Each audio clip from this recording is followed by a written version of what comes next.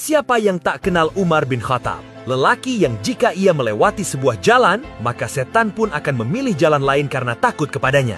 Ia adalah sosok yang meruntuhkan kekaisaran raksasa Romawi dan Persia. Di bawah kepemimpinannya, separuh dunia tunduk dalam keadilan. Sebelum mengenal hidayah, ia adalah lelaki dengan hati sekeras batu. Umar pernah bercerita sambil menangis tentang masa kelamnya di zaman jahiliyah.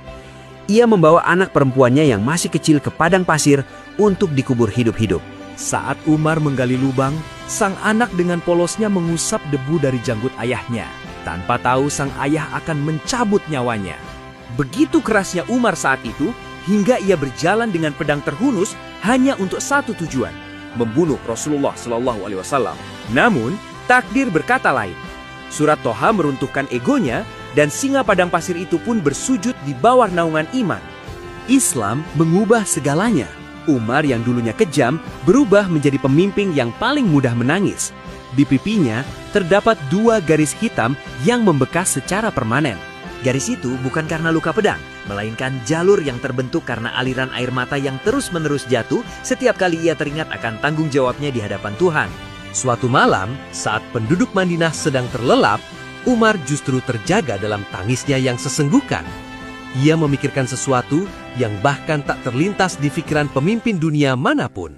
Ia berkata, "Seandainya ada seekor keledai yang terperasok di jalanan kota Irak karena jalan yang rusak, aku takut Allah akan menuntutku di hari kiamat. Wahai Umar, mengapa tidak kau perbaiki jalan untuknya?" Bagi Umar, kepemimpinan bukan tentang kemewahan, tapi tentang beban. Bayangkan, seorang pemimpin kekaisaran raksasa menangis hebat hanya karena takut seekor binatang terluka di wilayah yang jauh dari jangkauannya. Inilah Umar, singa padang pasir yang menangis karena seekor keledai. Pernah, suatu malam, Umar menemukan seorang janda yang memasak batu agar anaknya yang kelaparan berhenti menangis. Seketika itu juga, hati Umar hancur.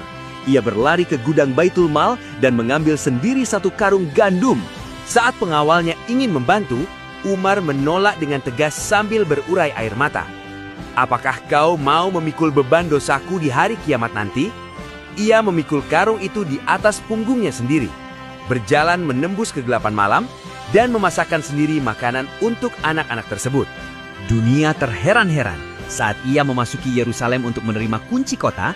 Ia datang tidak dengan mahkota atau emas, melainkan dengan jubah yang memiliki 14 tambalan. Ia lebih mirip rakyat jelata daripada seorang raja. Umar mengajarkan kita sebuah pelajaran besar, bahwa semakin tinggi kedudukan seseorang, seharusnya semakin rendah hatinya di hadapan Tuhan. Ketegasan Umar adalah untuk musuh-musuh agama, namun kelembutannya adalah untuk rakyat yang lemah dan untuk Sang Pencipta. Hingga di detik terakhir hidupnya saat ia ditikam, Umar tidak menangis karena rasa sakit. Ia menangis karena khawatir jika ada amanah yang belum ia tunaikan. Sudahkah kita memiliki hati sekecil Umar? Hati yang tidak pernah merasa aman dari pengawasan Tuhan, dan hati yang bergetar setiap kali nama Allah disebutkan.